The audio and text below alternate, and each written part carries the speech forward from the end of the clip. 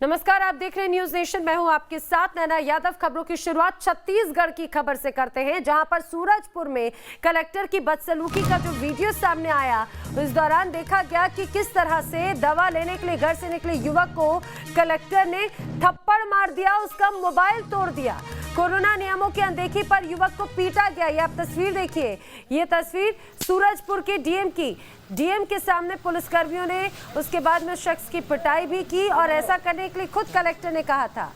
Collector ने युवक का मोबाइल लिया, देखा और उसके बाद में जमीन पर पटक कर तोड़ दिया। ये वीडियो जमकर वायरल हुआ। जब विवाद इसको लेकर बढ़ा, वीडियो वायरल होने पर कलेक्टर ने माफी मांगी अपने इस बर्ताव को लेकर। दरअसल आईएएस एसोसिएशन ने भी डीएम की निंदा की थी, जिस तरह से डीएम का ये बर्ताव रहा था। मामला दरअसल इस तरह का है कि छत्तीसगढ़ के सूरजपुर में लॉकडाउन है।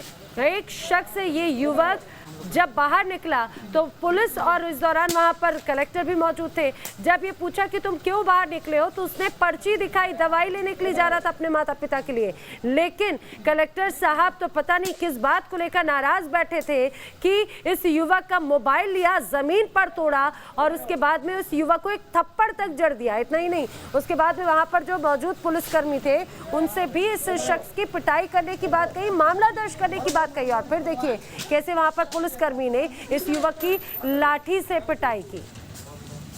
ये मामला जब सामने आया, वीडियो जब वायरल हुआ, तो उसके बाद में देश भर में कलेक्टर की इस कृत्य की निंदा की गई और उसके बाद में आईएएस एसोसिएशन ने भी निंदा की है। वीडियो वायरल होने के बाद में कलेक्टर ने माफी मांगी। छत्तीसगढ़ के सूरजपुर में कलेक्टर की बदसलूकी देखने को मिली और छत्तीसगढ़ के स्वास्थ्य मंत्री टीएस सिंहदेव इस समय हमारे साथ में जुड़े। टीएस सिंहदेव साहब, स्वागत है आपका। जिस तरह से लॉकडाउन तो है सर, लॉकडाउन पर का पालन कराना भी प्रशासन की जिम्मेदारी, लेकिन डीएम का ये रवैया क्या कहेंगे?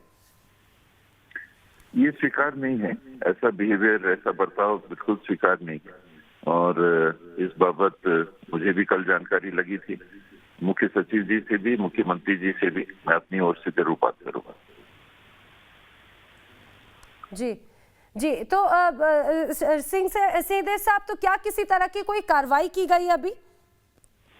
कार्रवाई तो यही दोनों के माध्यम से होगी। अगर कुछ एक्शन इस पे लेना है तो मुख्य सचिव हैं और मुख्यमंत्री जी हैं, इन्हीं लोग के माध्यम से कार्रवाई होगी। मैं अपनी तरफ से अवश्य उनसे बात करूंगा। बिल्कुल सर, लेकिन देखिए जिस तरह से लॉकडाउन है, लोग पालन करें, प्रशासन का काम है पालन कराना, लेकिन इस तरह से जबरदस्ती या फिर अगर किसी शख्स की वजह जाने बगैर इस तरह के बर्ताव को लेकर क्या कहा जाए? आखिर लोग कैसे बाहर निकलेंगे अगर कोई जरूरत के सामान के लिए भी अगर बाहर निकलता है तो? अगर लॉकडाउन है और उसमें कुछ वस्तुओं के लिए और विशेष करके दवाई के लिए दुकानें भी खुली रखी गई, तो कोई अगर उस काम के लिए बाहर जाता है तो ना तो वो आपत्तिजनक है और ना उस पर फिर कोई कार्रवाई का प्रावधान है। और उसके अतिरिक्त अगर कोई ऐसी बात है कि कोई घूमने फिरने या बिना किसी जरूरी काम के बाहर दिखाई देते हैं तो कार्रवाई की जा सकती है, लेकिन वो कार्रवाई मारने से तरीका गलत है। उसमें आप डिटेन करना चाहें डिटेन करें, पेनल्टी लगाना चाहे पेनल्टी लगाएं, हाथ चला के कार्रवाई करना ये स्वीकार नहीं है। बिल्कुल, हाथ लगाकर ये कार्रवाई करना स्वीकार नहीं है। टीएस सिंहदेव छत्तीसगढ़ के स्वास्थ्य मंत्री ये आश्वस्त भी कर रहे हैं कि मुख्य सचिव कार्रवाई जरूर करेंगे, क्योंकि डीएम का ये रवैया वाकई में बहुत ज्यादा निंदाजनक है। सिंहदेव साहब, आप बने रहिएगा। मैं चाहूंगी कि आप भी सुने उस शख्स को, उस युवक की पीड़ा जो बाहर निकला था और उसके साथ में बर्ताव किया गया। मेरी दादी अस्पताल में एडमिट है, कोविड सेंटर में है, तो मैं वहाँ उनके लिए खाना लेके गया था और प्लस उनका डॉक्टर बोले थे कि ब्लड टेस्ट कराना है। तो ब्लड टेस्ट कराने के लिए भैया को लेके गया था लैब से, तो वो ब्लड लेके आए और वहाँ मैं रुका और उनको पैसा वैसा दिया और उनका जो जांच डॉक्टर लिखे थे वो दे के और मैं आ रहा था।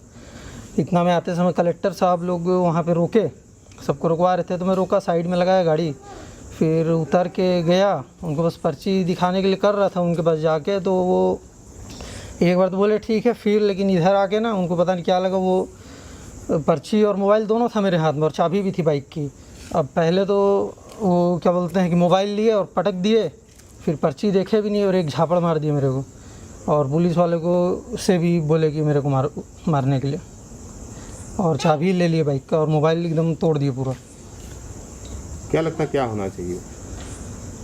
अब सर देखिए, कोई छोटा अधिकारी कुछ करता तो हम बड़े अधिकारी के पास जाते शिकायत करने के लिए। अब जिले के जो सबसे मेन मालिक हैं कलेक्टर साहब, वो ऐसा किए हैं तो अब किसके पास जा सकते हैं। सुना आपने, टी सिंह देव साहब भी मेरे साथ में जुड़े हुए हैं। सर, आपने भी सुना होगा कि जब अगर कोई छोटे अधिकारी की अगर ऐसा कोई कृत्य होता है तो आला अधिकारियों से शिकायत की जाती है, लेकिन अगर शहर का, जिले का कलेक्टर का अगर इस तरह का बर्ताव होगा तो सर बाकी अन्य जो अधिकारी कर्मचारी उनसे क्या बर्ताव की अपेक्षा की जाएगी? इसीलिए मैंने पहले ही कहा था कि मुख्य सचिव जी से बात करेंगे। अगर जिले के सबसे बड़े और जिम्मेदार अधिकारी कलेक्टर हैं तो प्रदेश में सबसे बड़े और जिम्मेदार अधिकारी चीफ सेक्रेटरी हैं, और ये उनके कार्यक्षेत्र की भी बात है, मैं उनको अवश्य बोलूंगा। सर, लेकिन जिस तरह से अभी कोरोना को लेकर स्थिति बनी हुई है, आप क्या कहना चाहेंगे? लोगों के साथ में हम लोगों से तो अपील करते हैं कि वो लॉकडाउन का पालन करें, जो कोविड अप्रोप्रिएट बिहेवियर उसका पालन करें, लेकिन आपको नहीं लगता कि अनुशासन का पाठ अब कहीं ना कहीं ऐसे अधिकारियों को भी पढ़ाना जरूरी है? हर अधिकारी को, हर व्यक्ति जो समाज का है, ये सबकी जिम्मेदारी है। केवल अलग अलग जिम्मेदारियों से जुड़े हुए होने से अलग अलग स्थान पे आदमी दिखता है, अलग पद पे आदमी दिखता है, तो जिम्मेदारी सामूहिक है। तो सर, आपकी भी तरफ से कोई कार्रवाई की जाएगी? आप मुख्य सचिव से कार्रवाई की बात कहने की तो बात कह रहे हैं, लेकिन क्या किस तरह की कार्रवाई होनी चाहिए? ऐसी कार्रवाई जो वाकई में एक ट्रेडमार्क हो? ये अब इन लोग के ऊपर छोड़ना चाहिए। मेरे ख्याल से मेरा कहना सार्वजनिक तौर पे उचित नहीं होगा। मैं बात अवश्य करूंगा। ठीक है सर, हमसे जुड़ने के लिए आपका शुक्रिया। छत्तीसगढ़ के स्वास्थ्य मंत्री टी सिंहदेव को आप सुन रहे थे। आश्वस्त उन्होंने किया कि वो मुख्य सचिव से जरूर बात करेंगे